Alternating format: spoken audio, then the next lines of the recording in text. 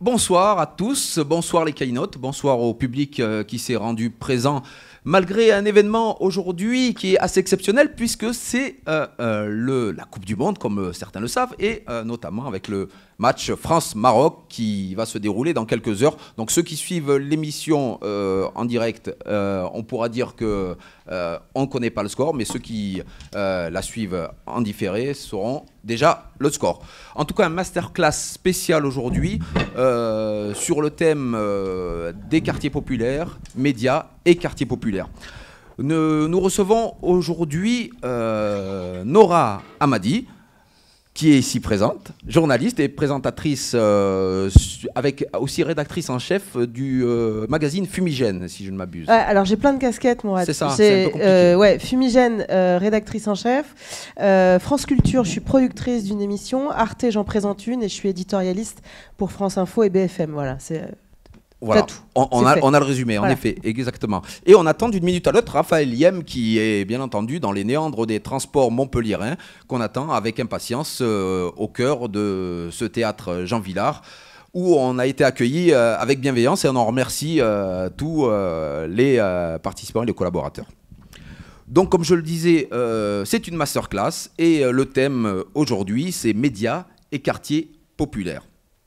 Donc le but de cette première partie, puisqu'il y aura deux parties, une partie où il y aura un partage d'expérience entre Nora, Raphaël qui va nous rejoindre d'une minute à l'autre, et une seconde partie où il y aura un peu plus d'interaction avec le public, et puis des questions seront lancées sur ces thèmes.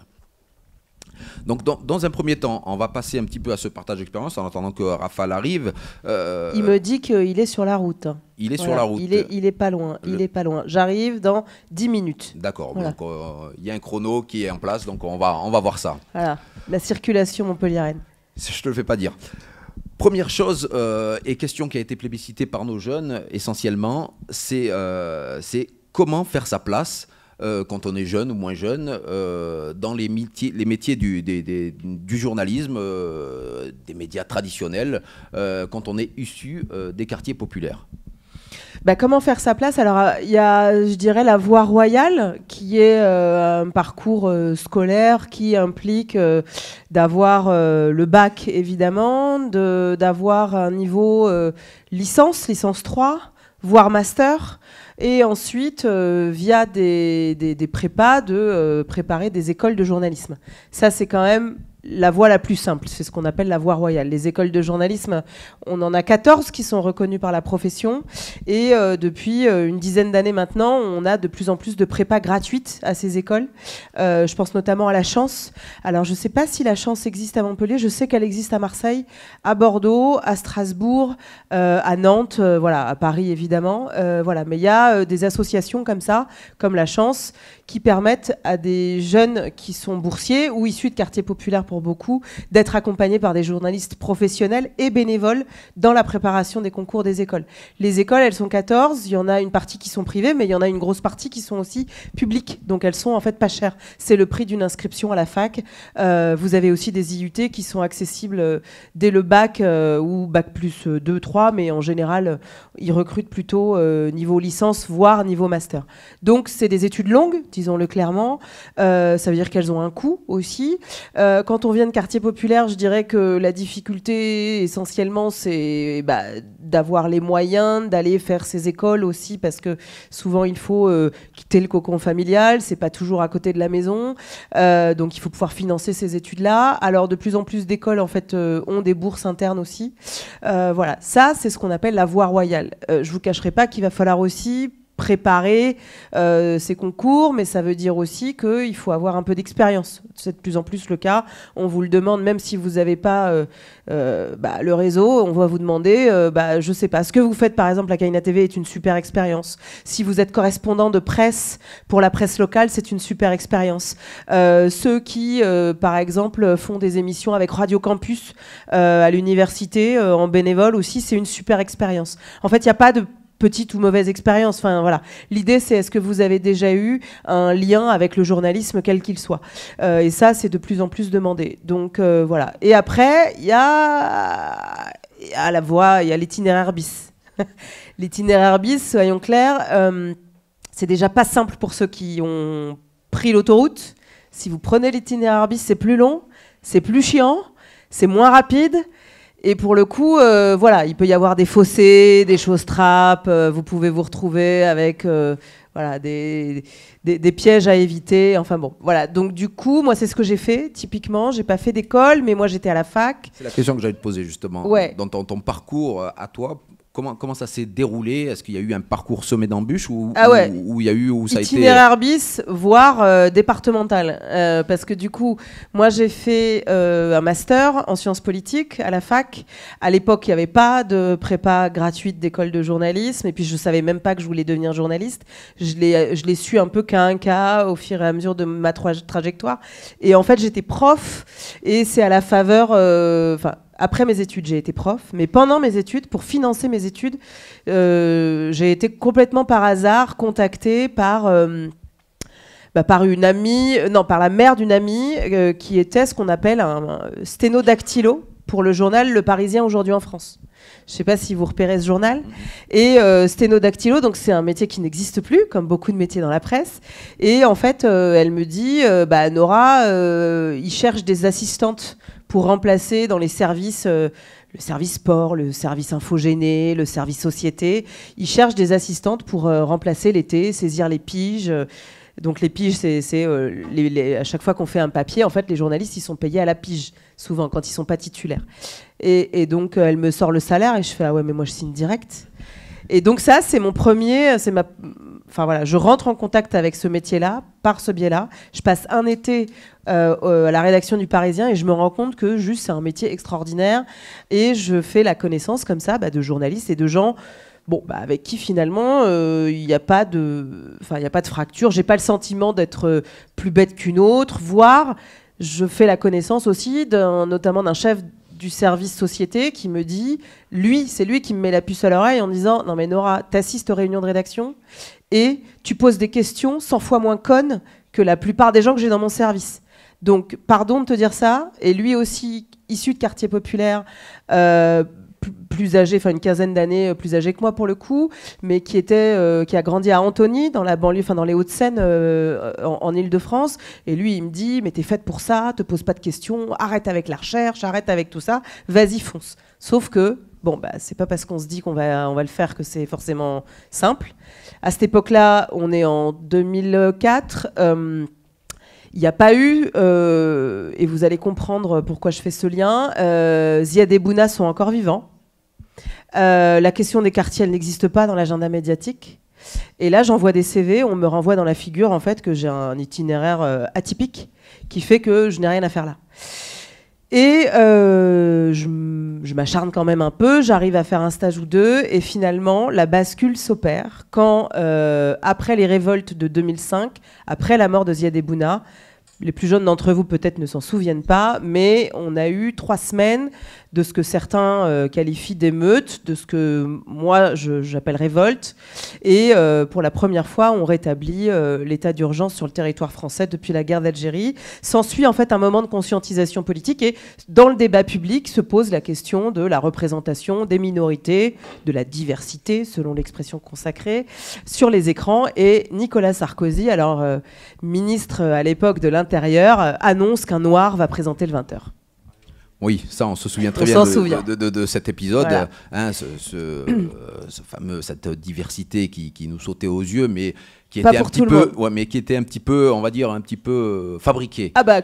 Qui a été aussi instrumentalisé politiquement, disons-le clairement, mais ce qui fait que, en fait, les gens qui m'avaient refusé des stages ont été reprendre mon CV dans la poubelle et j'ai été rappelée.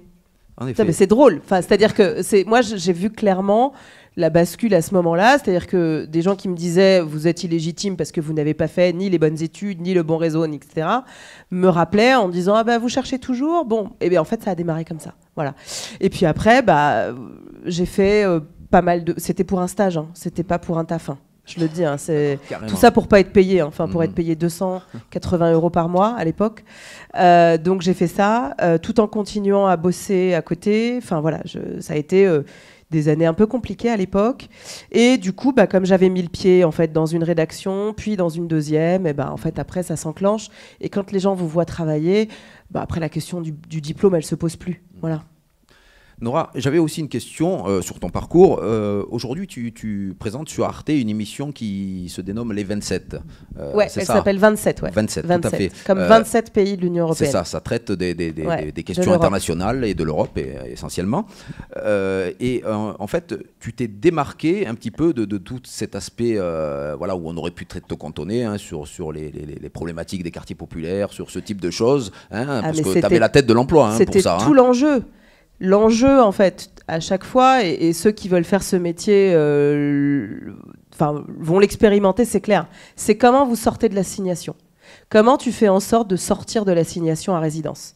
C'est, en fait, t'es pas blanche, t'es une femme, t'es issue de quartiers populaires, donc de fait, tu ne peux travailler que sur les quartiers, sur la pauvreté, Donc, moi, très vite, j'ai bien compris que pour pouvoir asseoir un peu une légitimité, il fallait que j'aille là où on ne m'attendait pas. Voilà. Donc les questions internationales et de surcroît les questions européennes qui impliquent de la diplo, qui impliquent d'être dans des institutions qui sont très très éloignées des citoyens. Du coup, ça a été... À la base, ça n'a pas été un choix. J'ai toujours eu une inclination pour les questions internationales. Mais il s'avère qu'après 4 ans, dans une rédaction qui n'existe plus, qui s'appelle iTélé, qui est devenue CNews, pour ceux qui la connaissent. Moi, j'ai eu la chance de travailler, et ça a été des années extraordinaires, au début de cette chaîne, et vraiment, j'y ai beaucoup appris. À un moment, après 4 ans de toute info, je me suis dit, il faut que je m'en aille. Et là, vous passez quelques coups de fil, et finalement, on me recontacte pour un poste de rédactrice en chef, adjointe, sur des émissions internationales et européennes. Et donc, c'est là que je me spécialise. Mais par hasard, c'est vraiment... et là, en fait, je plonge dans un océan de thématiques absolument dingues, parce que à l'époque, on est en 2008-2009, il y a la crise des subprimes aux États-Unis, il y a la Grèce qui se casse la gueule, il y a le début de ce qu'on a pu appeler ensuite la crise des migrants, qui est en fait une crise de l'accueil, mais c'était déjà en fait le cas. Et en fait, crise après crise, je me retrouve au quotidien à devoir gérer ça, avec 28 pays à l'époque, parce qu'on était 28, il y avait encore les Britanniques et c'était pas le Brexit, mais il y a eu le Brexit. Et puis en fait, c'est comme ça que j'ai aussi... je suis passionnée par ces trucs-là, par ces questions parce que tu as à la fois de l'économie, à la fois de la finance, à la fois de la diplo, on le voit là avec la guerre en Ukraine, c'est vachement large. Et du coup, c'est aussi comme ça, en fait, que d'un seul coup, tu crées aussi un peu ta niche à toi, et que tu es repéré. Tout à fait. Et c'est ce qu'on remarque justement. Et chose qui est aussi intéressante, c'est que tu n'as pas voulu aussi perdre le fil justement des quartiers populaires, puisque le magazine Fumigène, c'est aussi un projet qui te tient à cœur. Est-ce que tu peux nous en dire plus ?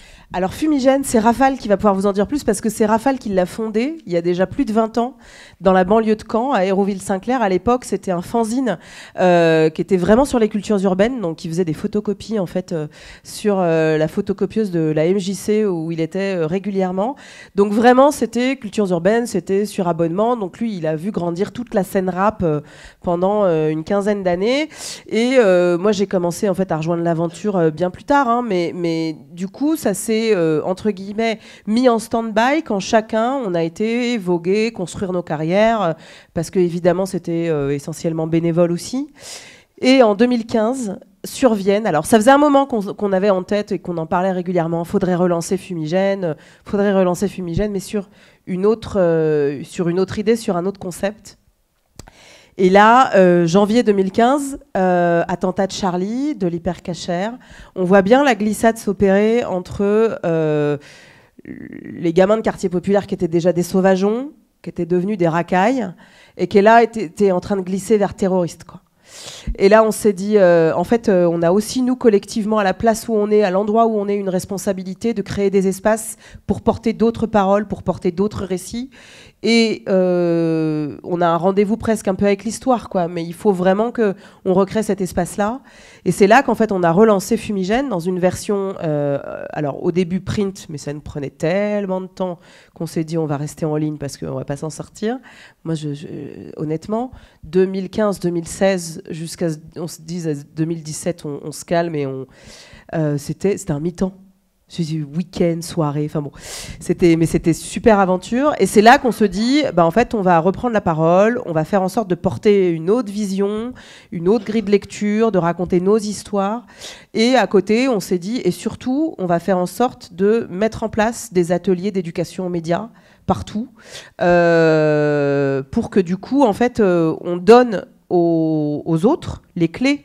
Voilà, s'éduquer aux médias, c'est pas une doxa, c'est pas c'est pas une manière en fait de lire la presse ou non, c'est comment en fait on fait de l'éducation populaire aux médias et à l'information en disant vous allez produire parce que vous portez des récits, vous avez quelque chose à dire, donc on va créer un espace pour que vous ayez la possibilité de dire ce que vous avez à dire. Et pour les outils, on va juste vous accompagner. L'idée, c'est de porter vos propres histoires. Et ça, on l'a fait et on continue de le faire. Et c'est devenu aujourd'hui 95% de notre activité. C'est-à-dire que là, à l'heure où je vous parle, on est dans toutes les médiathèques d'une partie du 93. On est à Montreuil, on est à Stein, on est à Nevers, on est à Roubaix, Tourcoing, on est à Créteil. Enfin voilà, on est aussi en partie en discussion là, avec des structures à Marseille. On a fait beaucoup de choses aussi en prison. Enfin, du coup, c'est ça. C'est qu'on arrive maintenant dans un objectif de dire on va vous créer des espaces, on va vous donner les outils, prenez la parole. Voilà. C'est ce que fait un petit peu Kaina. Hein, c'est exactement ce que vous faites. Pour ne citer que. C'est en fait avoir, si je comprends bien, c'est se réapproprier l'image du quartier populaire qui a été galvaudé par les médias traditionnels. Et c'est vrai qu'aujourd'hui, c'est cette question qu'on se pose, c'est pourquoi en étant arrivé là, pourquoi stigmatiser justement les quartiers populaires? Oui, il y a des choses qui se passent mal parfois, et par contre, il y a beaucoup d'actions qui sont très positives et auxquelles les médias ne s'y intéressent pas. Comment cela se fait? Alors, il y a deux choses. Alors, typiquement, quand je vous parlais tout à l'heure de comment est-ce qu'on accède en fait à ce métier de journaliste, il y a ce qu'on appelle donc cette voie royale dont je vous parlais, des études longues, des écoles de journalisme qui sont pour certaines payantes, etc. Donc, et ça, sociologiquement, ça implique des biais. C'est-à-dire, il y a une sélection. Qui aujourd'hui peut prétendre à avoir un bac général avec une mention qui lui permet d'accéder aux meilleures écoles, notamment les écoles type Institut d'études politiques ou Sciences Po Paris, qui sont quand même des écoles payantes. Derrière, il y a déjà là un écrémage. Imaginez que vous alliez à la fac, oui d'accord, mais en fait il va falloir payer une prépa pour ensuite préparer les écoles de journalisme qui peuvent être elles-mêmes encore payantes. Donc on est sur de l'écume en termes de biais sociaux, on est vraiment sur des trajectoires qui conduisent à ce qu'aujourd'hui, les rédactions françaises nationales, on ait une surreprésentation de gens issus de catégories socio-professionnelles très favorisées, plutôt des gens urbains, et qui, effectivement, sont très loin de la réalité des quartiers populaires. Donc, c'est là qu'on arrive en fait à avoir des biais. Pourquoi? Parce qu'on parle toujours de quelque part. Donc faire un reportage quel qu'il soit, écrire un papier, raconter une histoire, encore faut-il en fait avoir presque une connaissance un peu sensible des choses. Je suis pas en train de dire qu'il faut avoir grandi en quartier populaire pour les comprendre, c'est pas ça. Sauf que quand vous avez essentiellement dans 90-95% des rédactions que des gens qui viennent de zones urbaines et de catégories socio-professionnelles supérieures, en fait à un moment vous avez un vrai biais et votre regard sur le réel il est absolument biaisé. Donc quand on parlait tout à l'heure de cette nécessité d'avoir de la diversité c'est pas juste la couleur, c'est pas de la colorimétrie, hein. La diversité, c'est de la diversité sociale. Il n'y a pas d'enfants d'agriculteurs, ou très peu. Quand on parle en fait de gamins de classe populaire, il n'y a pas que les quartiers populaires et les quartiers prioritaires. Enfin, c'est aussi les zones rurales, c'est aussi le périurbain. Il faut se souvenir que à l'époque en fait où les gilets jaunes ont commencé à manifester, il fallait entendre en fait ce que les éditorialistes, les commentateurs disaient en plateau, parce qu'on est dans une forme d'endogamie sociale qui fait qu'aujourd'hui la grille de lecture qu'on donne du réel, en fait, elle est forcément biaisée parce qu'on est face à des gens qui sont très loin de ces réalités, premièrement. Deuxièmement, il y a aussi une problématique qui est celle de l'état de la presse aujourd'hui.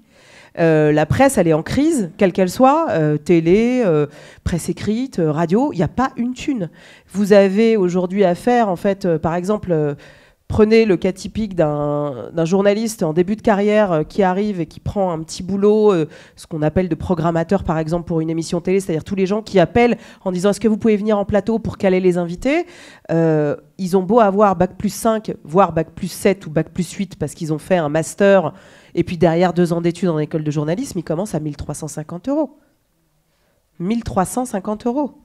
La réalité, moi, voilà, j'ai travaillé dans des rédacs où vous aviez des gens de 27, 28 ans, 29 ans qui étaient à 1350 €. Aujourd'hui, vous avez des gens à 40 ans, en fait, ils vivotent avec des SMIC à peine plus. Ils vivent en colocation à 40, 45 ans. Enfin, c'est cette réalité-là. Et cette précarité dans laquelle en fait, est la presse, parce qu'il y a un problème de publicité, parce qu'il y a un problème de fond, enfin de fric, quoi, c'est qu'en fait, le reportage, ça coûte cher. Et donc, du coup, on part plus en reportage, on n'est plus sur le terrain. Donc, en fait, ne plus être sur le terrain et faire du reportage par téléphone depuis son bureau, parce qu'en fait, on doit ce qu'on appelle bâtonner de la dépêche. La dépêche AFP, c'est ce qui vous arrive avec les agences, et en fait, vous ne faites que reprendre ces dépêches pour faire des papiers. Et vous passez 1 ou 2 coups de fil. Vous ne pouvez pas avoir de relation au terrain si vous y êtes jamais. Et c'est ça aussi qui est difficile. C'est-à-dire que dans les deux sens, parce qu'il y a une crise de la presse et parce qu'il y a une forme d'endogamie sociale qui est réelle dans les rédacs, il y a cet éloignement tel que cette réalité-là, elle est absolument folle. Et du coup, ça crée ces formes de stigmates dont tu parlais tout à l'heure, ces raccourcis. Et puis, disons-le clairement, enfin, il y a aussi en fait une bataille culturelle qui se joue avec une problématique qui est portée au plus haut. Enfin, aujourd'hui, si le Rassemblement national a un groupe qui est majoritaire à l'Assemblée, en fait, à un moment, ces discours-là, ils ont aussi infusé. En effet, on ne peut pas éluder ce type de problématique. En tout cas, Nora, je te remercie, puisque je vois que tu n'as pas la langue dans ta poche. Moi, je le savais, mais c'est super important Je crois qu'on ne m'aurait pas invité. Voilà, c'est super important pour les jeunes qui sont là aujourd'hui, qui nous écoutent, et qui aient toutes les clés, justement, de ce métier auquel certains souhaitent appartenir. Et ce que tu dis vraiment est symptomatique de ce qu'on avait entendu, ce qu'on supposait, et tu nous le dis franchement. Alors moi, ce que je peux vous proposer maintenant, c'est qu'on passe à une deuxième partie où ce sera plus un libre-échange entre les personnes qui sont ici présentes et qui auraient éventuellement des questions là-dessus. Donc si quelqu'un veut bien intervenir, si quelqu'un a une question, n'hésitez pas à vous faire connaître. J'ai la chance d'avoir Samy là qui peut être présent et tourner autour de vous. Donc quelqu'un aurait une question en suspens en attendant? Alors, on va prendre le micro qui est là, qui est juste derrière. Voilà. Bonsoir à tous. Moi, je suis heureuse d'être abonnée à la petite appli Les Jours. Oui, Les Jours, ouais. Voilà, bien sûr. C'est une nouvelle forme de journalisme qui est plus basée sur le récit. Et vous parliez donc de l'économie de la presse écrite, de la presse en général. Hein. C'est vrai que le nouveau business model n'a pas été encore trouvé, l'idéal. Et du coup, je voulais, parce que c'est vrai que moi, je ne fais pas partie de la génération qui est encore en aspiration professionnelle. Et donc, je voulais, dans le discours, pas forcément les démotiver, mais plutôt peut-être leur dire qu'effectivement, le business model aujourd'hui de la presse, en général, est encore en recherche, puisqu'il n'y a pas d'idéal. Et Rafale est là. Et ben oui, Rafale, on t'attendait. Dis-nous que les transports montpelliérains sont super, quoi. Ils sont au top. Hein. Je suis venu en taxi. Très bien. Mais en vrai, je crois qu'il était champion de Formule 1, le gars. Ah ben à un moment donné. Non, mais on avait dit que c'était Kaina, on te l'a dépêché, mais ça reste entre nous. Peut-être que pendant la séance, je vais aller vomir. Je t'en prie, Raphaël. Donc Raphaël Bonsoir Yam, tout le monde. Bonsoir. journaliste et fondateur du magazine Fumigène et présentateur aussi à la TV, puisque Culture Box, la chaîne éphémère. Ouais, qui n'est plus éphémère maintenant, c'est une chaîne donc dure. Ça va, Nora? Ouais, toi? Tu vas bien? Très bien aussi. Donc voilà, on avait une question du public. Madame, pardon. Oui, ça va? Alors, ouais, ça va et toi? Très bien. Je suis content parce que je reconnais plein de visages familiers aussi. Je suis content de vous voir. C'est la famille Kaina. Trop bien. L'idée, c'était aussi, comme vous avez créé le propre média avec Fumigène. Après, c'est vrai que c'est basé sur du bénévolat, etc. Peut-être partir sur... L'idée, c'est d'avoir... que c'est à vous, en fait, d'essayer, après c'est vrai que c'est une grosse responsabilité, mais d'imaginer ce que pourrait être la presse de demain, avec les réseaux sociaux, les TikTok, les petits récits courts. Enfin, peut-être que plutôt que de se dire je vais partir sur une carrière traditionnelle, peut-être essayer de voir que voilà. Mais là où t'as pas tort, moi j'ai tendance à dire, si je répondais comme ça, à, je sais plus quand, là, 2 semaines, à des jeunes qui me disaient ouais, mais vous croyez qu'il faut qu'on aille vers quoi pour faire carrière avec ça? Je sais, mais moi, me posez pas la question à moi. Moi, je fais de la télé de daronne. Moi, mon spectateur moyen, il a entre 50 et 65 ans sur Arte. France Culture, ça descend un peu parce que pour le coup, les podcasts ont quand même réussi en fait à créer une nouvelle demande chez les plus jeunes.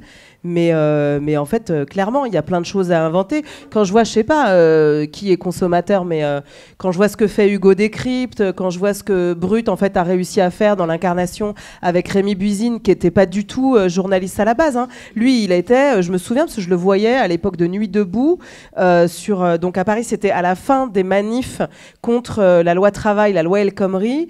À un moment, se décide en fait que en fait on partira pas, on va rester, on va squatter la place de la République à Paris. S'ensuit un camp. C'était un camp de vacances pendant des semaines, mais qui a été une effervescence. Il y a eu plein de débats tout le temps, plein de gens se sont mélangés et tout. Et Rémi Buzine, qui est aujourd'hui un peu la star de Brut, il avait rien à voir avec le Schmilblick, il était community manager de je sais plus quel site. Et il vient. De Décathlon, je crois. Hein? Non, c'est pas vrai. Et il faisait des lives en fait, et il racontait ce qui se passait sur la place, et c'est comme ça qu'il a été repéré, et c'est comme ça qu'il est devenu journaliste, et il a quand même interviewé Macron là pendant la présidentielle, donc ça qui est intéressant, mais du coup, clairement, moi je suis pas capable de vous dire ce qu'il faut faire. Hein.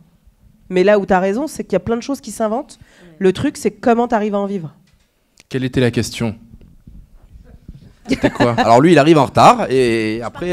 Mais attends, je vais ajouter. Je parlais du nouveau format des jours qui était plutôt intéressant. C'était un contre-courant du journalisme plutôt que ça partait en récit avec de grandes, longues enquêtes plutôt que de petits papiers, inspirés des agences France Presse ou de l'actu. Et je disais que c'était plutôt intéressant ces nouveaux formats et que la jeunesse d'aujourd'hui qui sont aspirants journalistes devrait essayer de se dire à la place de résoudre le problème du business model de la presse, qu'aujourd'hui personne n'a encore trouvé la solution, faut dire concrètement, se dire peut-être de partir dans l'idée de comme vous, à la façon de Fumigène ou du Bondi Blog, de créer des nouvelles formes de journalisme. Et puis après, oui, alors là, je dirais, c'est difficile de demander à sa passion de nous nourrir, plutôt à nous de nous nourrir la passion, peut-être. Et pourtant, allez, maintenant je rentre comme si j'étais là depuis 1 heure, mais effectivement, moi quand j'ai lancé Fumigène avec les copains à Hérouville-Saint-Clair, dans la banlieue de Caen, donc en Normandie, qui est une ville très populaire, moi je pense comme Nono, comme Nora qui est là, je l'appelle Nono, c'est ma sœur, hein, pour le coup. On se connaît depuis des années, donc comme Nono, on n'est pas des filles ou des fils d'eux. Moi, j'ai pas fait d'école de journalisme non plus parce que je pensais que c'était pas pour moi et parce qu'à l'époque, moi j'ai 40 ans aujourd'hui et je te parle d'une époque où j'avais une quinzaine d'années, personne ne nous avait dit que l'État français pouvait financer des bourses pour des gens comme nous qui allaient en école de journalisme. Déjà, on avait un souci, peut-être aussi de territorial, puisque personne ne venait dans nos lycées ou nos collèges pour nous dire hey, il y a d'autres voies qui sont possibles que celles qu'on vous propose j'allais dire des voies de garage ou... Nora parlait tout à l'heure d'itinéraire bis pour accéder à ça. J'ai trouvé la formule vraiment mais ça, c'est France Culture. Non, mais ils m'ont non, parce qu'il y a la voie royale, effectivement, école de journalisme, etc., qui est déjà pas simple parce que ça implique effectivement d'avoir les concours et compagnie, même si maintenant tu as des prépas gratuites type La Chance et compagnie. C'est vrai, mais à l'époque, ça n'existait pas. Mais non, ça n'existait pas. Et moi, c'est quand j'ai commencé à rentrer en poste, que j'ai commencé à gagner de l'argent avec ce que je faisais, donc des piges, des cachets, ce genre de trucs. À l'époque, on était en francs frérot, donc je peux te dire que c'était pas beaucoup. Et quand j'ai commencé, ce que je gagnais, en fait, me payait mes billets de train pour faire mes allers-retours. Parce que tu dis, ouais, la passion ne nourrit pas. Effectivement, moi, très longtemps, j'ai travaillé à la passion et je suis toujours passionné par ce que je fais, donc j'ai beaucoup de chance. Je touche du bois. Mais à l'époque, effectivement, nous, pour prendre une image, on n'a pas fait l'itinéraire bis. C'est comme les gens qui font Paris-Marrakech à pied, tu sais. Ouais, c'est clair. Nous, moi, j'ai dit que j'ai pris les départementales. Et j'ai fini dans le fossé, je suis remontée. Et ça a été très très long. Pour prendre mon cas personnel, j'ai travaillé sur ce projet Fumigène parce que je pensais que rien n'était pour moi. que ce que je voyais à la télé, ce que j'écoutais à la radio, rien n'était pour moi. Donc pour moi, le climax de ce que je pouvais faire dans la vie, c'était d'être correspondant Ouest France. Ouest France, c'est un journal régional, c'est le premier de la PQR, et je pensais que je serais l'homme le plus heureux du monde si je pouvais être correspondant de ma ville Ouest France, et je ferais ça toute ma vie. Et sauf que ça n'a pas été possible parce que même Ouest France, ils m'ont recalé. J'ai envoyé une lettre de candidature, ils m'ont dit ah non, vous n'avez pas le profil. Enfin, ils ont même pas pris le temps de m'envoyer une lettre. Pardon, je regarde toi parce que je crois que tu as posé la question, mais je pourrais le dire à tout le monde. Mais Ouest France à l'époque de Caen, que je suis vraiment une grosse poucave, n'ont pas pris le temps de m'envoyer une lettre pour me dire non, c'est pas possible. C'est un autre correspondant qui m'a dit ah ouais, je l'ai vu ta lettre, mais non, c'est pas sérieux. Et ce pas sérieux, quand il m'a dit ça, j'ai fait ok, d'accord, c'est pas sérieux. J'ai pris une claque, j'étais triste pendant une journée, mais j'avais déjà lancé ce projet Fumigène et je me suis dit bah, c'est pas grave, écoute, ça va être une passion pour moi. Et puis je le fais pas dans l'espoir que ça pète un jour et que j'en vive, mais on avait besoin de dire des choses dans notre quartier, les gens autour de moi, on avait envie de raconter ces histoires-là. Il y avait des artistes qui venaient, c'était cool, on voulait les interviewer. Voilà, c'était au départ presque. Enfin, c'est devenu une activité comme les gens vont au judo ou font de la danse ou font du basket. Bah, nous, on faisait du journalisme, on faisait ça à la bibliothèque des Rouilles et c'était trop cool. Et c'est ce qui est arrivé quand tu as mis en place aussi Flash Talk. Alors, parce que c'était un petit peu ce type de choses où tu donnais la parole justement sur exactement. des places publiques, c'était des formes d'agora. Mais là, c'est incroyable, j'étais payé. Et les gens sont venus me chercher pour animer cette émission. C'était France O et la chaîne parlementaire à l'époque. Et j'avais déjà commencé à faire mon trou en fait dans le journalisme, puisque l'histoire veut que grâce à Fumigène, en fait, là j'ai ramené des exemplaires pour dire que ça continue un petit peu. En fait, ça continue en atelier grâce c'est ce que je aux racontais. équipes. C'est 95% de l'activité. J'en ai ramené quelques-uns ouais. Et en fait, on propose dans les villes, les structures avec lesquelles on travaille, la production d'un média qui peut être un podcast, un magazine, une expo photo, je ne sais quoi encore. Et ça fonctionne, en tout cas on a l'impression de faire du taf de terrain. Et donc l'histoire veut que grâce à Fumigène, de l'époque, un attaché de presse à Paris tombe sur le magazine, pour le citer, il s'appelle Fawzi Méneri. Et je ne dis pas ça innocemment, il s'appelle Fawzi Méneri. C'est quelqu'un qui avait un peu le même parcours que moi, mais avec 10 ans de plus, et il s'est reconnu dans ce que je faisais. Et il s'est dit, ah bah tiens, c'est intéressant, viens, je te paye le train pour venir de Paris et tu vas venir interviewer Ayam. Ça va être cool. Donc première fois, je vais à Paris et tout, on interviewe Ayam, je suis trop content. Et lui, on discute, on s'était jamais rencontrés, parce que je te parle d'une époque où il n'y avait pas les réseaux sociaux, il n'y avait pas les appels en visio, donc on s'appelait des téléphones fixes encore à l'époque, et je l'avais jamais rencontré, et on a eu un espèce de coup de cœur, c'est devenu vraiment quelqu'un d'important dans ma vie, vraiment un mentor, qui lui m'a ouvert des portes. Et pour le coup, il m'a tendu la main, il m'a dit, ah tiens, je connais tel magazine, à l'époque c'était un magazine spécialisé dans la culture hip-hop, qui cherche des gens, vas-y, je donne ton nom, peut-être que tu vas pouvoir commencer à écrire. Et j'ai commencé à écrire dans ce journal, qui s'appelait RER, c'était super cool. Au bout de 6 mois, j'en suis devenu le rédacteur en chef adjoint et j'ai commencé à faire mon trou comme ça et me dire ah ouais, en fait c'est possible d'être payé pour ce qu'on aime faire, c'est trop cool. Donc j'ai commencé comme ça, alors même que ma mère ne comprenait toujours pas ce que je faisais comme travail, mais voilà, j'ai commencé par la presse et puis j'ai commencé à m'intéresser à la radio. J'ai fait de la radio et puis après je suis allé en télé et puis il y a eu Flash Talk. Ça a l'air simple comme ça, mais en fait pour ça, et Nora peut en témoigner et d'autres aussi dans cette salle, j'en suis sûr, on comprend qu'il faut proposer des projets, on comprend à l'époque, on comprend que nous on n'a pas le réseau, que des gens comme nous il n'y en a pas, il y en a très peu, et que il va falloir créer son réseau, et nous jusque là on ne savait pas même ce que c'était un réseau. C'est vrai, on pensait que c'était une carte routière. On disait c'est ça le réseau. Frère, c'est pas ça le réseau. Le réseau, c'est un carnet d'adresses. Réseau express régional. Un carnet d'adresses avec des gens influents qui vous permettent d'ouvrir des portes, qui connaît un tel, et qui va, entre guillemets, se porter garant pour vous, pour, je sais pas, l'obtention d'un truc, d'un service, d'un poste ou je sais pas quoi. Et nous, on était privés de tout ça. Et donc, tout ça pour dire que pour 100 projets proposés, on m'en a refusé 100. Pour 100 portes auxquelles j'ai été toqué, on m'en a fermé 100. Voire 110, je ne sais pas comment. Mais au bout d'un moment, on se rappelle de vous. Et c'est là où nous, on a un peu... De notre génération, enfin ma génération, c'était celle-ci. Mon histoire, c'est celle-ci. C'est que je crois qu'on s'est un peu rappelé de moi et qu'on s'est dit, ah bah tiens, il proposait des trucs intéressants. Pourquoi pas? Donc à chaque fois, j'arrivais en bas de l'échelle. Et en fait, je proposais des trucs qui fonctionnaient à peu près. Et qui ont fait qu'à un moment, on m'a proposé des émissions de télé. Dont Flash Talk, qui était une émission incroyable, c'est vrai, puisqu'on était en agora comme ça, avec un thème posé qu'on diffusait sur les réseaux sociaux. C'était donc diffusé sur la chaîne parlementaire et sur France O. Et des gens se rassemblaient pour venir débattre d'un sujet pendant 1 heure, et avec une co-animatrice, la dernière en date, Sonia Kironi, on posait des questions, et le petit jeu que moi je faisais, et qui n'était pas une demande des diffuseurs, donc des chaînes, c'était de forcément donner la parole en priorité aux gens qu'on ne voit pas à l'écran. Donc souvent des personnes âgées, souvent des femmes voilées, souvent des femmes, souvent des très jeunes, des noirs, des asiates. J'en ai peu des asiates en fait. J'ai pas fait de préférence, parce que moi je suis d'origine cambodgienne. J'ai pas fait de préférence nationale. Mais voilà, je donnais la parole aux gens qu'on voyait pas forcément à l'écran. Et finalement, c'est ce qui a fait, je crois, la réussite aussi de ce programme, c'est qu'à un moment, on s'est rendu compte que, en tout cas, les gens qui regardaient cette émission, ah bah ouais, ils ont des trucs à dire, et en plus, c'est intéressant. C'est vrai. Et ça a duré 5 ans. Et ça a duré 5 ans, en effet, c'est ce que j'allais te dire. Dans vos ouais, parcours, mais elle va revenir. Je suis sûre, elle va revenir. Dans vos parcours, ce qu'on voit, en fait, ce qu'on peut tirer, on va dire, si on peut tirer des conclusions, c'est que les médias alternatifs comme Kaina, tous nos jeunes qui sont là, le Bondi Blog, bien entendu, ces types de médias, en fait, sont là pour mettre les personnes, les jeunes des quartiers populaires, non pas en tant que simple objet, mais plutôt en tant que sujet à part entière.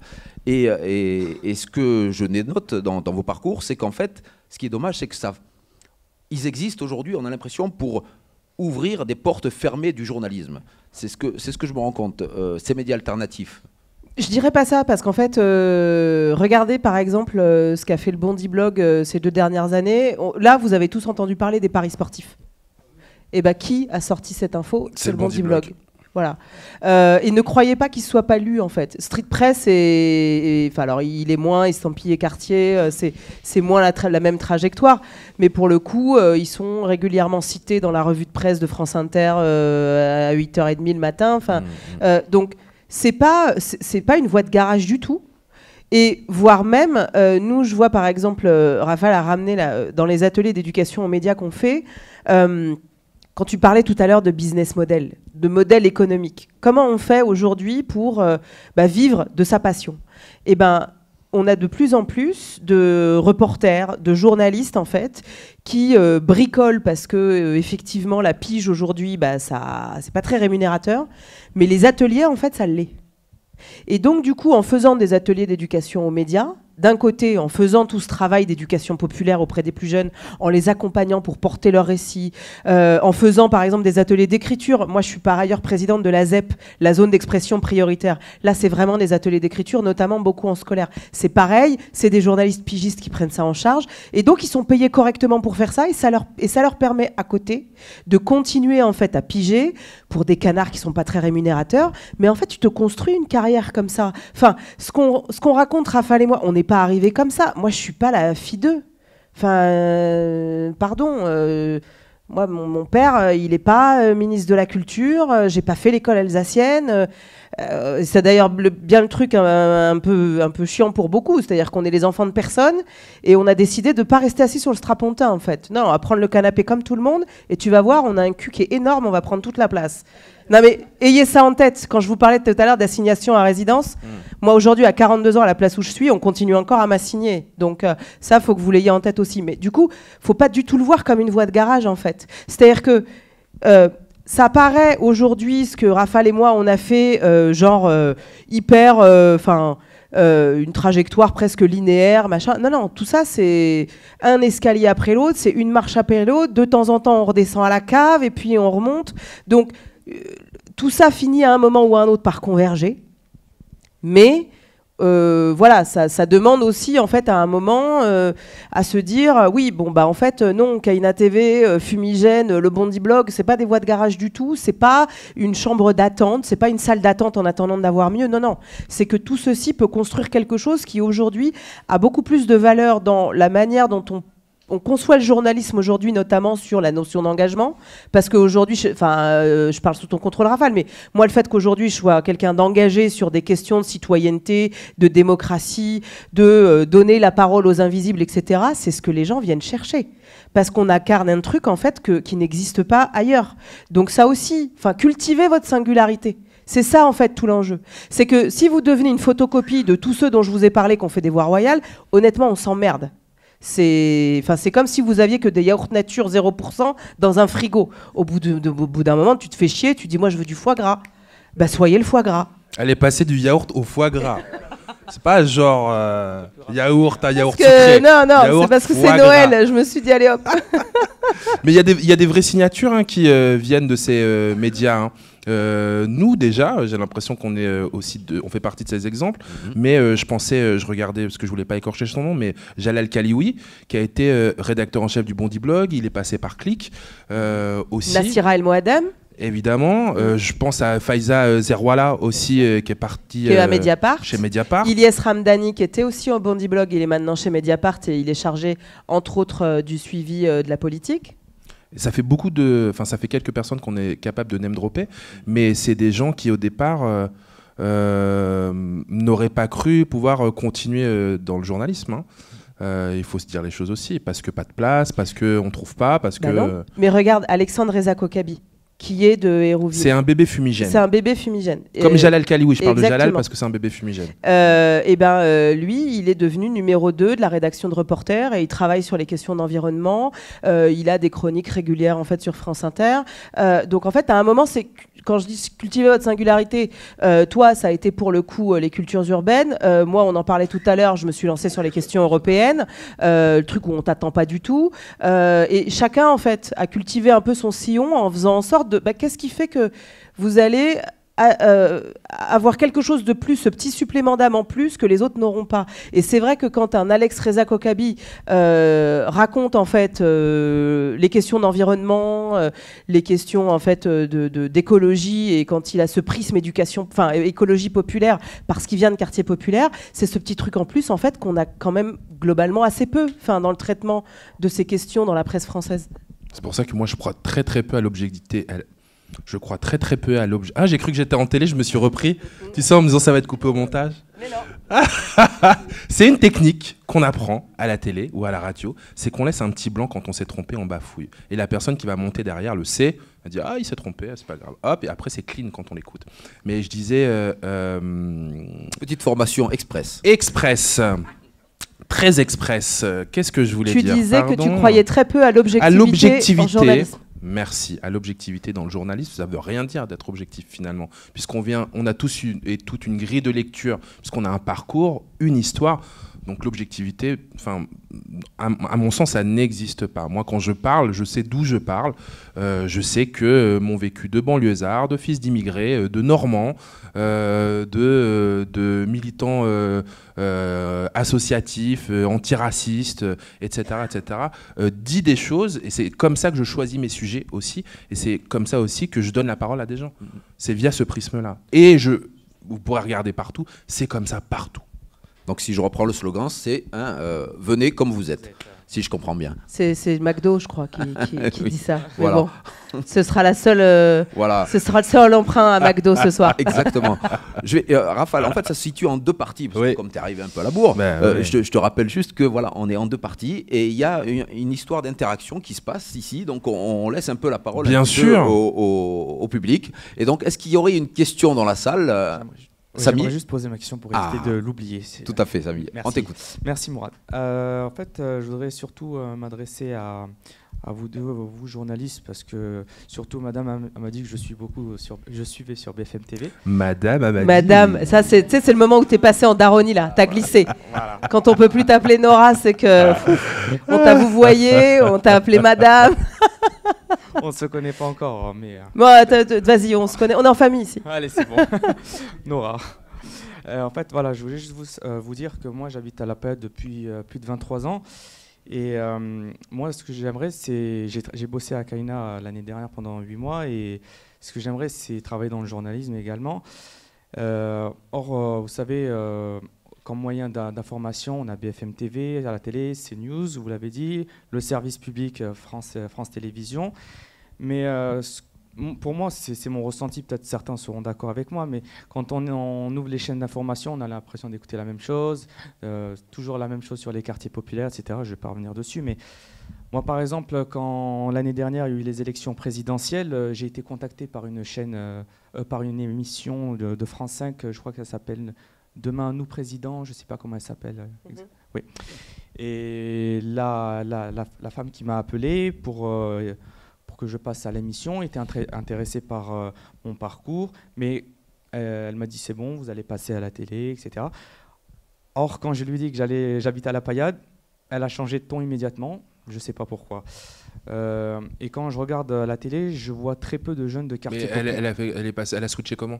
Bah écoutez, elle était de cool et elle était passée de cool à oh, on vous rappellera. Or, elle était super intéressée par mon parcours. Elle me disait bah écoutez, n'hésitez pas, on va vous contacter prochainement. Et après, ah bah écoutez, on va y réfléchir, on vous rappellera. Donc là, j'ai compris qu'il y avait un petit problème. Et quand je vois les médias traditionnels, les médias mainstream comme on appelle, je vois très peu de jeunes de quartiers populaires. Donc ma question est la suivante, c'est est-ce que dans les médias mainstream, ne pas prendre des jeunes des quartiers populaires ou des gens de quartiers populaires, c'est une manière de masquer la réalité? En fait, c'est un peu... Enfin, pour avoir fait plusieurs rédacs, c'est pas qu'on n'en veut pas, c'est qu'en fait on les connaît pas et ils n'arrivent pas à nous. Enfin, il y a deux choses dans ce que tu dis. Il y a à la fois cette dimension de qui sont les gens qu'on invite sur les plateaux. Et ça, là-dessus, il y a une vraie difficulté qui est dans le mode de production, par exemple, des chaînes d'infos. Imagine, sur une tranche de 2 heures, tu vas avoir 2 journalistes programmateurs qui vont devoir programmer 18 personnes sur 2 heures. C'est énorme. Parfois, en l'espace de voilà, le matin pour la fin de journée. Donc, en fait, tu vas au plus facile. Tu n'as pas le temps d'aller appeler 15 personnes pour du coup avoir la bonne, etc. Et donc, comme ils n'ont pas de réseau dans les quartiers populaires, ils n'appellent personne de quartier populaire. C'est le problème. Mais oui, bien sûr. Mais là-dessus, il y a même eu des tentatives, et ça, c'était dans le cadre, par exemple, de ceux qui suivent un peu les questions de politique de la ville. Il y a eu, à l'époque où Macron est arrivé au pouvoir en octobre 2017, l'appel de Grigny. L'appel de Grigny, c'est des municipalités avec des quartiers prioritaires qui sont montés au créneau pour dire on n'en peut plus, à un moment, il va falloir qu'il y ait véritablement une vraie politique de la ville. C'est l'angle mort de Macron, ça, la politique de la ville. Sauf qu'à ce moment-là, il décide de faire un annuaire des quartiers. C'est le CSA, donc devenu Arcom, en lien avec BFM TV et avec une agence, des représentants en fait d'élus et de collectivités territoriales avec des quartiers populaires. Ils disent on va faire une agence en fait, un annuaire des quartiers populaires. Et il existe, mais personne ne le consulte. Et donc et c'est la même chose sur. Il y a un annuaire genre de spécialistes féminines qui existe, de spécialistes d'outre-mer également, sauf qu'il existe, mais qui le consulte? Et c'est bien le sujet, en fait. C'est que du coup, t'as beau avoir tous les outils du monde, si tu n'as pas des gens en interne, dans les rédactions, qui vraiment font vriller la machine, tu vois. Imagine que t'es dans un système... Voilà, faut casser le moteur. Faut vraiment casser le moteur. Il faut vraiment que... Mais ça va au-delà, en fait, des questions de quartier populaire. C'est la même problématique qui s'est passée avec les Gilets jaunes. C'est la même problématique sur les questions économiques. Quand vous avez... Moi, j'ai un exemple à te donner qui va être très clair. Il y a quelques années, grosse manifestation autour, en fait, d'un comité central d'entreprise d'Air France. Ils apprennent chez Air France qu'il va y avoir plus de 3000 licenciements, donc 3000 foyers, etc., etc. Et ce jour-là, donc Manuel Valls est Premier ministre à l'époque, ça a son importance, les syndicalistes, en fait, s'en prennent au DRH qui s'échappe et a sa chemise arrachée. La chemise arrachée du DRH. Et bien reprenez, et ça, l'INA est une mine pour ça. Tous les sujets de l'époque, c'était la violence des syndicats, c'est inadmissible ce qui s'est passé. Et on a eu une conférence de presse de Manuel Valls avec le DRH, le président d'Air France, qui était là, genre, c'est inadmissible, la violence syndicale, etc. Qui, à un moment, moi je me souviens, j'étais donc dans une rédac, et j'étais là, mais la violence sociale de 3000 personnes sur le carreau, ah mais on peut pas dire ça. Bah si. Sauf que du coup, aujourd'hui, la fracture entre les gens qui consomment les médias et la manière dont ils se sentent justement pas représentés parce que cette parole-là, elle n'existe pas, et c'est tout le sujet. Donc en fait, la question, évidemment, sur les quartiers populaires, mais c'est beaucoup plus large. C'est l'un des... Ah oui, c'est surtout, tu as raison, c'est l'un des combats qui, moi, me semble prioritaire à chaque fois que je fais ce genre de table ronde, où j'ai l'occasion d'en parler aussi avec la direction. C'est ce qu'on essaie de mettre en avant, c'est que en fait, Il y a des switches à l'antenne qui se sont faits. On commence à voir des gens qu'on imagine issus d'un autre sérail, des gens qui ne sont pas forcément blancs, qui ne sont pas forcément plus vieux, qui sont des femmes qu'on voit rentrer dans les rédactions et qu'on voit à l'antenne. De plus en plus, il faut être honnête, sur toutes les chaînes, mais aussi parce qu'il y a une multiplicité des canaux qui aujourd'hui existent. Mais maintenant, le vrai combat, c'est les postes de direction. C'est la programmation, donc les gens qui choisissent qui vous allez voir à l'antenne en tant qu'invité, en tant qu'expert ou en tant qu'expert. Les directeurs de rédaction, ceux qui vont mettre les gens à l'antenne, et les diffuseurs. Les chaînes qui se disent « Ah ok, bah tiens, je choisis de mettre Nora Hamadi au JT ». C'est de la sélection, quoi. C'est la sélection. Mais ceux qui sélectionnent, voilà. Aujourd'hui, le combat, il est là, c'est qu'on ait des gens qui ont des grilles de lecture différentes, pour aller très vite des grilles de lecture plus populaires, qui soient en poste pour pouvoir essayer de changer un peu cette matrice. Parce qu'après, je parle sous ton contrôle, je ne sais pas si toi c'est le cas, moi j'ai beau être la tête de gondole d'une émission, et donc je suis non blanche, je suis une femme, je viens de quartier populaire, mais de toute l'équipe, je suis la seule. Il n'y en a pas d'autres. Donc en fait, l'enjeu, il est aussi là, de la production à l'assistant de programmation, sur le plateau. Enfin, et la réalité, elle est là. Et effectivement, quand tu regardes l'organigramme des chaînes, et c'est sur tous les sujets, c'est comme ça. C'est-à-dire qu'il faut sortir... Mais on pourrait dire la même chose de la politique. Regardez le capital du gouvernement aujourd'hui. Regardez les déclarations. On n'a jamais eu un gouvernement avec autant de millionnaires. Regardez la composition de l'Assemblée nationale, la nouvelle. Enfin, en fait, qu'est-ce que ça veut dire ? Ça implique de réfléchir en fait à pourquoi ces lieux de pouvoir sont-ils aussi éloignés de la réalité sociale des gens ? Est-ce qu'il y a d'autres questions dans la salle? Parce que c'est vrai que le but, c'est vraiment qu'on ait, on aime bien vous qu'on ait un véritable échange. Et je vois que vous êtes tous captivés, toutes et tous captivés. Et n'hésitez pas à poser timide, là. Mais c'est parce que Tata Nono, elle a des sacrées histoires aussi. Elle nous a ressorti le coup du syndicalisme, bravo. J'avais oublié cette histoire. Bah, si. Grâce à toi, je m'en souviens. Elle est dingue. Alors on a un jeune homme là qui veut bien prendre la parole. Je vais essayer de faire une relance là pour donner l'envie aux autres de prendre la parole. Non, moi, il y a quelque chose pas qui m'inquiète, où j'ai beaucoup d'espoir en disant, il faut qu'on a essayé de faire des choses avec les médias traditionnels. Il y a eu pendant une dizaine d'années une politique en disant, travaillez avec les médias traditionnels, faites en sorte de les faire venir sur les territoires, faire en sorte d'aller rencontrer les rédactions pour voir comment ça travaille, c'est quoi leurs contraintes, comment ça fonctionne, comment ça marche pour mieux appréhender les médias traditionnels pour mieux appréhender les quartiers populaires. Je ne sais pas si vous avez en tête ces tentatives, tout ça. Aujourd'hui, moi, j'ai le sentiment que ce travail a été fait. On a fait quelques tentatives, nous, pour le coup, avec France Bleu Héros, avec France 3, mais c'était des petites tentatives, hein. Aujourd'hui avec la Gazette de Montpellier. Mais je crois profondément qu'il y a un modèle économique que les quartiers populaires, que les structures comme Kaina TV, comme le Bondi Blog, comme le Strip Press en région parisienne, je crois qu'on doit pouvoir proposer quelque chose qui est monnayable, il me semble. Mais tout ça, vous l'avez dit, il faut du réseau, il faut des personnes qui soient dans des sphères de décision, il faut trouver en face des entreprises qui croient à des propositions intéressantes.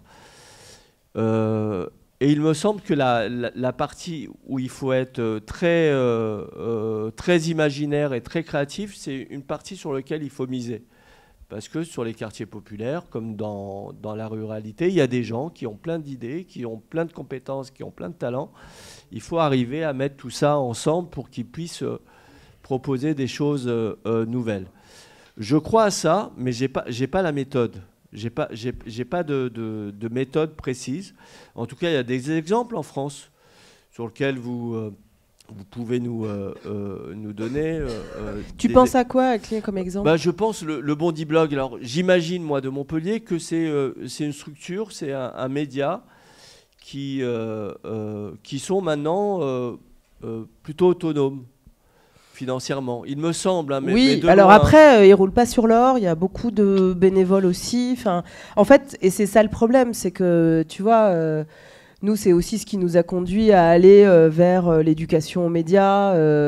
C'est qu'en fait, aujourd'hui, qui veut financer Enfin, moi, si on doit un peu rêver fort, je serais ravie que un des joueurs de foot, je fais exprès de prendre cet exemple-là, qui n'a rien à faire d'1 million d'euros, nous permette de créer une fondation pour une éducation populaire aux médias et à l'expression, tu vois, qui viendrait permettre par un système, tu vois, de fondation accolé à toutes nos activités, on crée une plateforme et on crée des médias de proximité partout. À l'image de Kaina TV. Oui, Kylian. Ouais, exactement. Mais je te jure. passe Nora. Non mais Tata Nono. je te Oui, jure, mais elle est là. je vais y arriver. Non mais parce qu'en fait le problème c'est que on est vraiment dans une problématique démocratique. Comment tu fais? Parce que ce qui s'est passé par exemple, pardon, je fais des esprits d'escalier. Pourquoi les gilets jaunes ils ont pris les ronds-points? Parce qu'en fait, à un moment, ils avaient le sentiment de ne pas être entendus. Donc, qu'est-ce qu'ils ont fait? Ah ouais, vous nous écoutez pas? Ah ouais, il faudrait qu'on vote et derrière, vous nous écoutez pas, vous ne respectez pas. On va prendre les ronds-points et cette parole-là, elle va exister, vous allez l'entendre que vous le vouliez ou non. C'est ça qui s'est passé. Donc, à un moment, créer ces espaces où cette parole existe, quels que soient les invisibles dont on parle, en fait, c'est absolument fondamental. Et donc, si on avait la possibilité, en fait, d'être financé par un Soros ou je sais pas quoi, bah écoute, on peut rêver fort. Mais honnêtement... là, tu parles du Bondi Blog. Street Press, ils viennent de faire un appel aux dons. Un appel aux dons. Ils ont réussi à récupérer 100 000 euros. Mais bon, enfin, ils le font chaque année et ils y arrivent à peu près. Mais c'est pas non plus. Enfin, ils sont pas sur abonnement. Tu peux payer sur quelques papiers. Honnêtement, c'est pas foufou. Hein, et je peux vous dire que le prix de la pige, il est pas dingue non plus. Reporter, c'est pareil. Ça bricole. Reporters, ils sont mieux payés. Oui, ils sont mieux payés. Ils sont mieux payés. Mais reporters bricolent en termes de modèle économique. Mais c'est parce que c'est pas les mêmes lecteurs aussi. C'est-à-dire que les lecteurs de reporters, si j'ai bien compris, ils ont ce que m'a expliqué Alex Reza, c'est il semble qu'ils aient un pouvoir d'achat qui est plus important. Parce que c'est pas le même lecteur, ils sont plus vieux, ils ont souvent regardé, c'est des fonctionnaires, des retraités, des gens qui ont choisi Reporter pour s'informer aussi parce qu'ils ont une fibre écologiste. Et c'est apparemment une catégorie de personnes qui peut mettre de l'argent pour un abonnement, ce que ne fait pas Street Press. Bah ils appellent à un crowdfunding. Même si eux, je pense qu'ils ont un lectorat qui est plus grand que le nôtre, dans le sens ils sont sur les thématiques antiracistes, mais pas que. Mais pas que. Et on imagine que tu as beaucoup de gens de gauche, mais assez larges, qui peuvent lire Street Press. Et je sais pas, dans mon délire, je vois un peu les électeurs de la France Insoumise qui eux aussi peuvent avoir un pouvoir d'achat un peu plus élevé aussi. Tu vois, je pense aux intellos, tout ça là. Qui sont, pour aller vite, hein, je fais les raccourcis, oh là là, m'en voulez pas, mais qui peuvent mettre un peu d'argent, tu vois, oui, bah tous les ans. C'est pour ça que leur crowdfunding, chaque année, en fait, il fonctionne. Mais ouais, dans le sens ils arrivent à choper 100 000, c'est pas rien, 100 000 rien, balles. C'est hein. énorme. Pas mal, oui, 100 000, c'est énorme. c'est plutôt... Nous, on n'a jamais lancé de crowdfunding. On en a fait un sur le fumigène violence policière, on a demandé 2000 balles et on les a eu en 2 heures, je crois. Voilà. Mais on n'a pas demandé beaucoup parce que alors, il y avait une volonté aussi. On n'a jamais eu le temps vraiment de discuter là-dessus. Il y avait une volonté d'être le plus accessible possible et gratuit tout le temps. Au point que même nous, on travaille gratos pour Fumigène. Ouais, c'est clair. Et c'est vrai qu'à un moment, c'était moins tenable, mais parce que Nora et moi et d'autres, on avait la chance de travailler ailleurs. Donc on se dit, c'est du plus de faire Fumigène. Et au contraire, on a commencé par là, on continue. Mais on avait des gens qui étaient à 100%, voire 200% sur le magazine. Et à un moment, ils ne peuvent pas être et surveillants, et piger des photos au lance-pierre, et animateur social, c'est pas possible, et faire Fumigène. Donc à un moment, on a imaginé cette histoire d'atelier pour qu'ils puissent se payer correctement. Et encore, c'est pas dingue. Mais c'est ce qui aussi nous freine dans ce qu'on fait, hein, c'est qu'on n'a pas le temps de réfléchir sur comment gagner de l'argent, pas pour s'en mettre plein les fouilles et partir en vacances, gagner de l'argent pour le fonctionnement en fait de ce qu'on fait. Et c'est vrai que c'est une grosse prise de risque aussi, ça, le fonctionnement, parce qu'on a demandé 2000 balles, mais regarde, Street Press, il demande 100 000. Est-ce que nous, on aurait eu 100 000 balles? Non. Moi, je suis pas sûr que nous, on ait eu 100 000 balles sur nos thématiques. Hein. On les thématiques quartier populaire. Ouais. On les aurait peut-être pas eu. Hein. Ah non, moi je pense qu'on les aurait pas eu. Ouais. Je pense que tu peux avoir 20 000. mais on n'a pas cette surface. Ce qui, du coup, parce qu'on n'a pas les mêmes lecteurs et ils n'ont pas le même ils pouvoir n'ont pas les d'achat. mêmes moyens, c'est clair. Et là, les lecteurs, c'est vous. Et j'ai pas l'impression qu'on est des fils d'ambassadeurs ici. Hein, et après aussi, faut savoir que voilà, ces médias alternatifs, vous le disiez tous les deux, il n'y a pas la même grille de lecture. Et ce que je reproche, moi, aux médias traditionnels, c'est justement ce manque de thunes dont tu parlais tout à l'heure. Chez eux, font que c'est la course au scoop. Ouais, t'as raison. Ça, les papiers putaclic, comme on les appelle, la petite polémique, la petite controverse. Pardon, hein, mais alors on va faire un sondage. Hein. Qui regarde Hanouna ici? Hanouna, TPMP.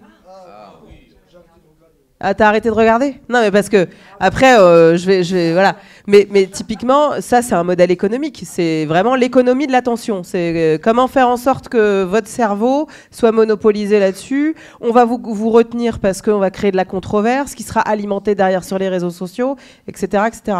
Ça marche. Mais parce qu'on l'alimente aussi nous tous collectivement. Alors, il y a une question. Bonjour. Dans un monde où on est surinformé, est-ce que c'est pas la manière de sortir du lot? De sortir du lot, de regarder ça, tu veux dire? Pour ces médias-là, donc par exemple Hanouna, pour reprendre l'exemple que vous avez, pour justement sortir du lot, être tout le temps dans le buzz pour être au-dessus de la mêlée. Alors, il y a une phrase dont il faut se souvenir, c'est qu'à l'époque où il était encore président du directoire, je crois, de TF1, Patrick Lelay a dit « Moi, ce que je vends, c'est du temps de cerveau disponible à Coca-Cola ». Donc, dans un champ aussi des médias qui s'est multiplié, enfin, il y a 20 ans, quand on a commencé, il n'y avait pas la TNT, il y avait 6 chaînes. Là, aujourd'hui, tu en as 38, je sais même pas. Donc, en fait, c'est comment tu sors du lot, comment tu fais en sorte de maintenir ton modèle économique en captant le plus de gens possible et donc le plus d'audimat. Sauf que là tu cites Hanouna, sauf que il y a quand même une différence entre Hanouna et nous, largement évidemment. Mais non, mais c'est le fond aussi, c'est le fond.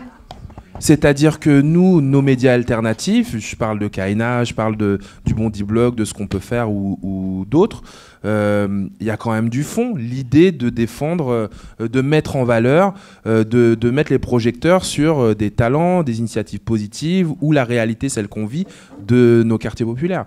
Chez Hanouna, c'est pas ça. On peut pas. Non, c'était pour revenir sur la dimension. Le truc. Non. C'était. Enfin, si je me suis mal fait comprendre, si tu l'as compris comme ça, c'était l'idée de dire en fait, dans cette économie-là, putaclic, où l'objectif en fait, c'est de faire de l'audience quoi qu'il en coûte, quel que soit ce que tu portes en valeur, quel que soit ce que tu racontes.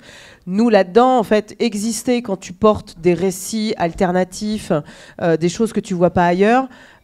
Forcément, c'est encore moins simple, tu vois. Sauf à unir notre force et faire en sorte que, je te dis, Kylian Mbappé. Kylian Mbappé va nous mettre 1 million, une fondation sur les médias de proximité. Enfin non, mais je dis ça, je plaisante, mais à peine. Mais quelque chose qui soit de cet ordre-là, pour que du coup, en fait, on puisse aussi créer un modèle où, par exemple, les entreprises, parce que tu as une ONG et que tu peux défrayer, par exemple, comme on le fait en mécénat. En fait, nous, ce qu'on veut faire, c'est créer des médias de proximité partout, en zone rurale, etc., partout.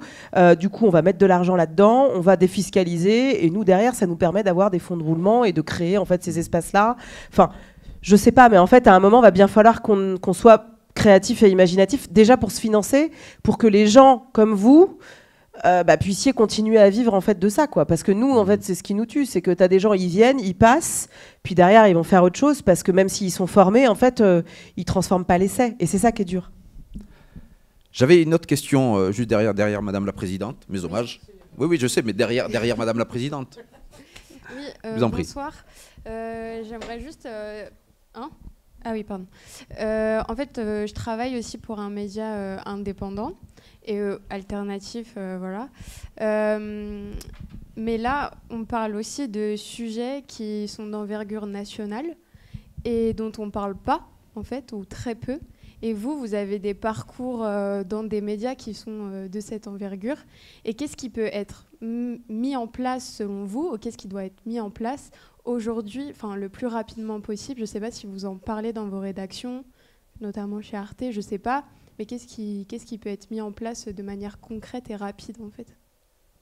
Moi, je fais une parenthèse. J'anime des émissions de télé. Donc je suis moins dans l'information pure. Le débat de société, j'en ai fait beaucoup effectivement avec Flash Talk.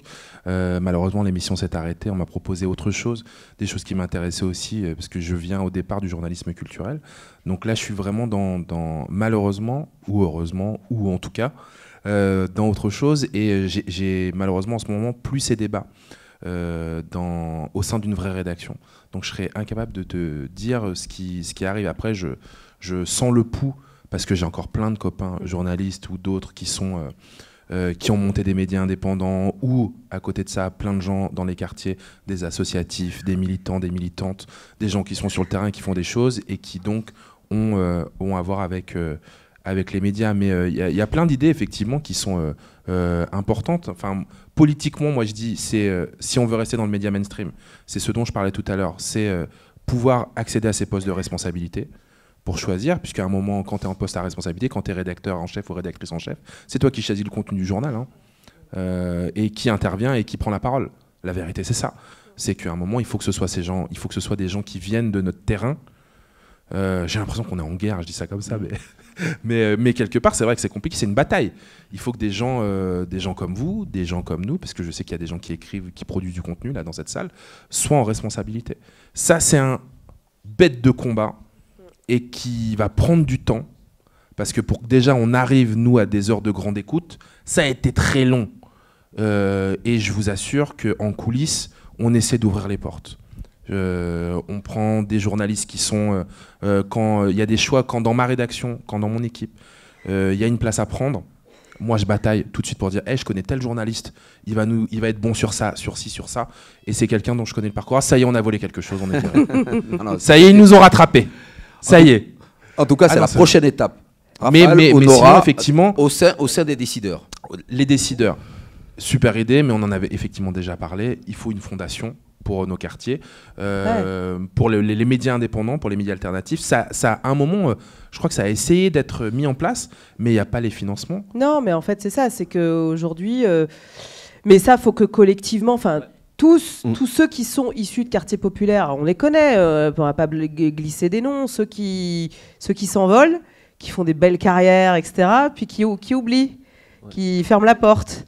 Et il y a des chefs d'entreprise, il y a des avocats, il y a des gens qui sont en place, en fait, et qui sont... Franchement, si on se comptait, mais on est une armée.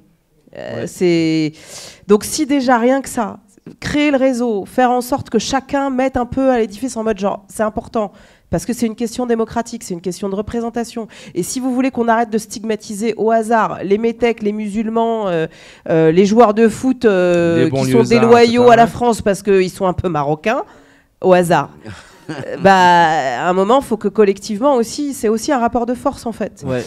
Mais pour te répondre, ça bouge. Ça bouge parce que il y a, je pense à France Télévisions ou à Radio France, il y a des politiques en fait en interne où du coup, dans les contrats d'objectifs et de moyens qui sont en fait les conventions avec le CSA ou avec le politique pour combien, on leur demande en fait d'avoir des politiques sur la représentation des minorités, sur la représentation par exemple des personnes en situation de handicap, sur les femmes, etc. Le problème c'est qu'il y a un truc, c'est que tant qu'on n'a pas de stats ethniques, et en fait les femmes on les compte, les personnes en situation de handicap on les compte, les non-blancs on ne peut pas les compter. Donc en fait c'est une question, c'est compliqué du coup. Alors, et on en arrive à, ok, il y a un Rafale, ok, il y a une Nora, mais la rédaction derrière, en fait, voilà. Et puis il y a la question sociale. Voilà, c'est d'où les gens viennent. Exactement. Et souvent, ça recoupe un petit peu souvent, tout. Ouais. Et du coup, donc ça commence. Mais parce qu'en fait, aujourd'hui, c'est ce que je vous disais tout à l'heure sur, voilà, le moment post-Ziad Ebouna, où pour le coup, cette question, elle est arrivée dans le débat public, où Sarkozy, il y a un noir qui va présenter le 20h, et où du coup, en fait, les gens se disent « Oh putain, mais en fait, on peut plus faire comme avant ». Donc, il y a un devoir d'exemplarité, on est hyper loin, ça bouge, ça frémit, mais c'est long. C'est long, mais je fais juste une petite astérisque. Les questions de représentation, et je m'en suis rendu compte vraiment... je m'en rends compte tous les jours, encore aujourd'hui, au vu des nombres de sollicitations que je peux avoir via les réseaux sociaux ou quand je croise les gens dans la rue, des plus jeunes qui sont inspirés par nos parcours et qui disent « Ah, mais on a trop envie de faire comme vous, nous aussi », et on sent que c'est possible, c'est les histoires de rôle modèle. Effectivement, le fait de nous voir, ça fait déjà bouger les choses. Tu t'autorises à te dire, ah, c'est peut-être possible. C'est possible. Et après, c'est vraiment pas pour nous lancer des fleurs. J'ai l'impression que des gens comme Nora ou moi, on est du bon côté de la barrière.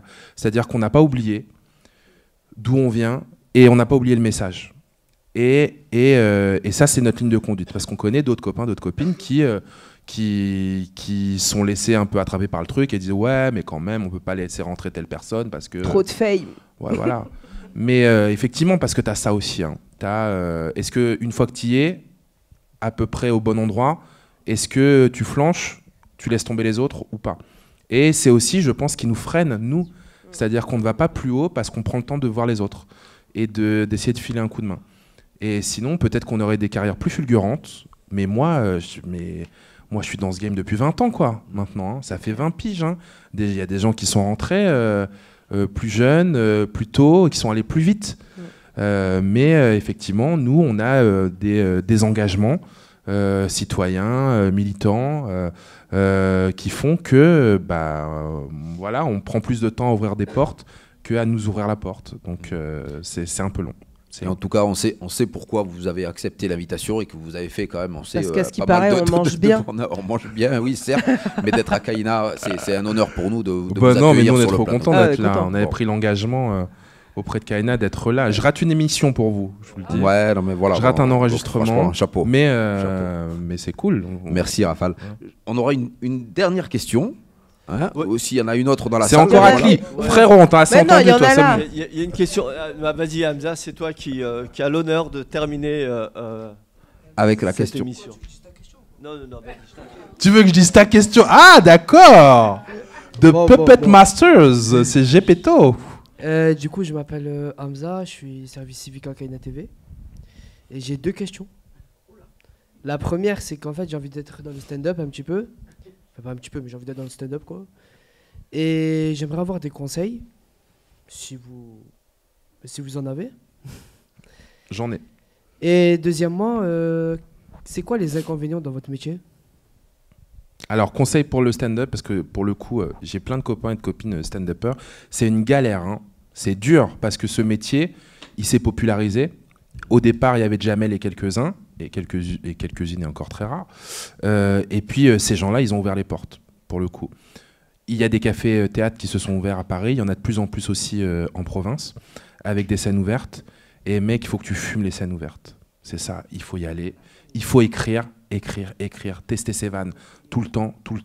Et ce que me disent les copains et les copines du stand-up en ce moment, ceux qui commencent à exploser, c'est qu'ils se sont servis des réseaux sociaux et qu'à un moment, il y a une magie qui s'opère.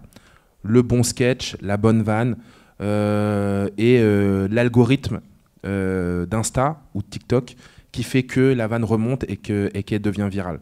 C'est pour l'instant le moyen le plus rapide, mais c'est un coup de poker. Hein. C'est long aussi, mais ça peut aller vite. C'est le coup de poker pour y arriver. Mais tous et toutes, ils sont d'accord pour dire qu'il faut faire les scènes ouvertes, un maximum de scènes ouvertes, parce que, tu te familiarises avec le public. Et ben en fait, c'est des théâtres ou des cafés-théâtres qui ouvrent leur scène, un créneau aux nouveaux talents. Et tu viens jouer 3 minutes, 5 minutes, tu viens tester tes vannes. Ton histoire, ce que tu as écrit, mais ça veut dire qu'avant, il faut que tu sois sûr, il faut que tu aies écrit déjà. Il faut que ça te fasse rire, il faut que tu aies testé à d'autres gens autour de toi que ça les fasse rire pour essayer de te confronter au public. Mais c'est ça, ou le retour réseaux sociaux, si tu te filmes et que tu postes tes vannes dessus, vois comment ça marche, les vues et les commentaires. Tu crées une communauté.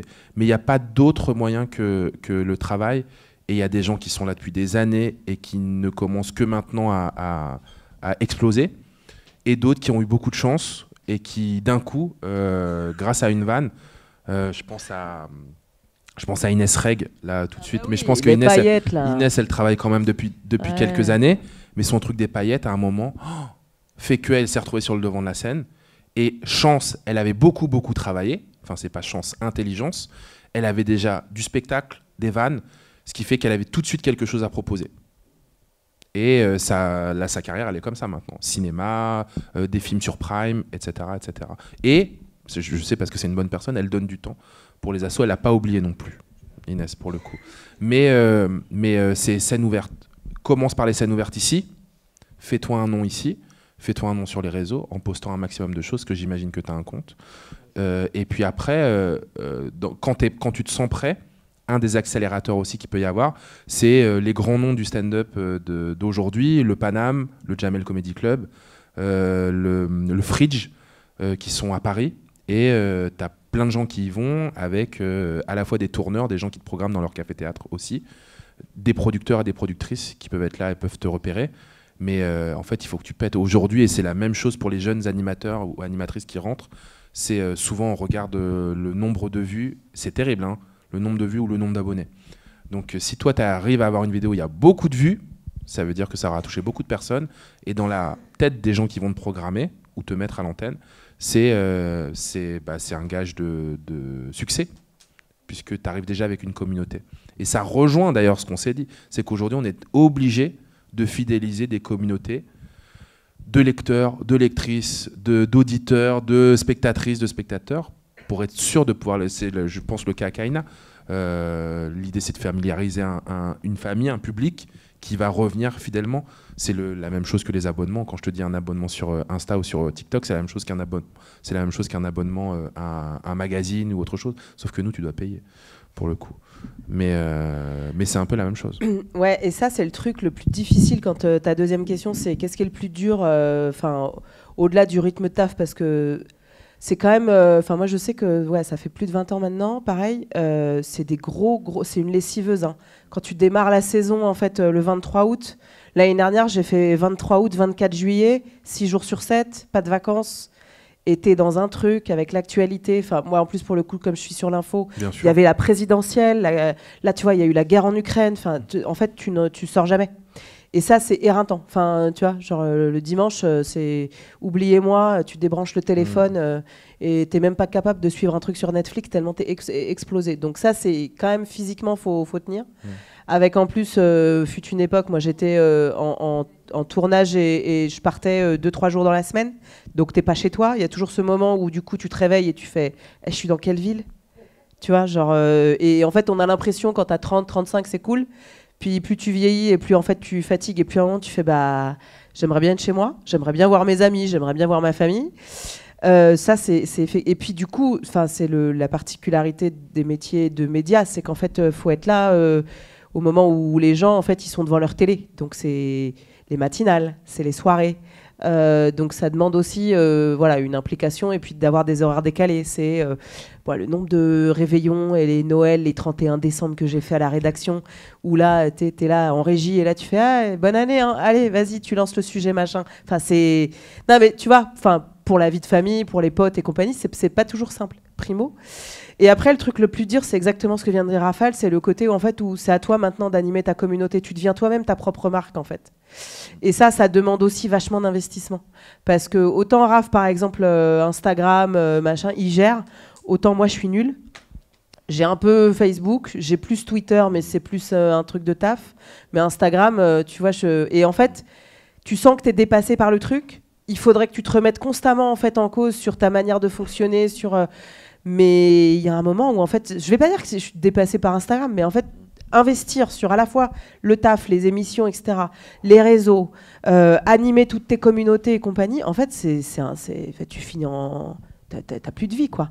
Et ça, c'est le truc le plus dur, parce qu'effectivement, c'est ce qui fait que tu sais que c'est un investissement sur l'avenir, parce que si t'as pas de communauté, si les gens en fait pensent pas à toi, tu peux très vite dégager, surtout quand tu es une nana en télévision. Le jour où tu sors de l'antenne, en fait, les gens t'oublient complètement. C'est moins vrai pour les mecs, parce qu'il y en a des très vieux à la télévision française. Mais pour les nanas, c'est plus le cas.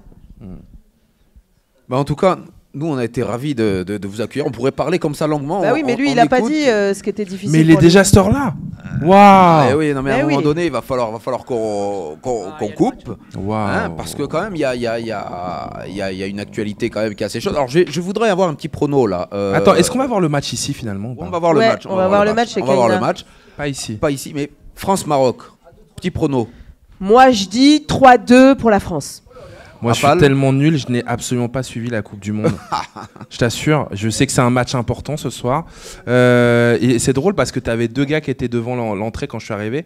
Et ils m'ont dit, ah, il se passe quoi là? Je dis, ouais, bah, on fait une rencontre là sur les médias des quartiers et tout. Et la deuxième question qu'il m'a posée, il m'a dit, mais tu voudrais que qui gagne le match ce soir? C'est la question qui revient tous les jours. On le saura dans quelques heures. En tout cas, voilà, on vous remercie, Nora, d'avoir été présente. C'était vraiment top super. de vous voir. Bravo pour ce que vous faites. Lâchez rien. Lâchez rien, c'est que le début. Nora m'a dit, mesdames, messieurs, bravo. Croyez en vous. Et franchement, ne laissez personne dire que c'est pas votre place. Si vous avez décidé que vous deviez être là, allez-y. Merci. Et Rafale. Ouais, c'est pas grave, je te pas reprendre parce que c'est pas grave, on est en famille. Un mot, saisissez les opportunités tout le temps. Parce que même si c'est claqué, même si vous avez l'impression qu'on va vous arnaquer, c'est un truc que j'ai fini par apprendre. Saisissez l'opportunité parce que vous êtes mortel et que vous allez faire quelque chose de mortel. Saisissez ce truc-là quand on vous donne un peu de lumière pour le faire. Effectivement, ne lâchez rien. Des refus, on en a pris 20 000 et ça va continuer. Je pense que même là où on est arrivé, ça va continuer malheureusement. Mais ne lâchez rien et n'hésitez pas à créer vos propres médias parce qu'il y a assez de support aujourd'hui pour le faire. Soit ça finira par péter, soit au moins vous serez carré avec vous-même et vous aurez l'impression de faire quelque chose de bien avec les propres médias que vous aurez montés. Là, vous aurez une totale liberté. Rafale Yem, mesdames, messieurs. Merci tout le monde. Merci les Caïnotes. Trop cool d'être merci. avec vous. Au théâtre Jean Villard. Jean Villard, hein, parce que je pensais à Hervé Villard, je ne sais pas pourquoi, mais alors, Jean non. Villard, non, c'est pas le même. Jean Villard de nous avoir accueillis dans ce théâtre. Je vous dis à bientôt. À bientôt. Merci Mourad. Ciao, ciao, ciao, ciao.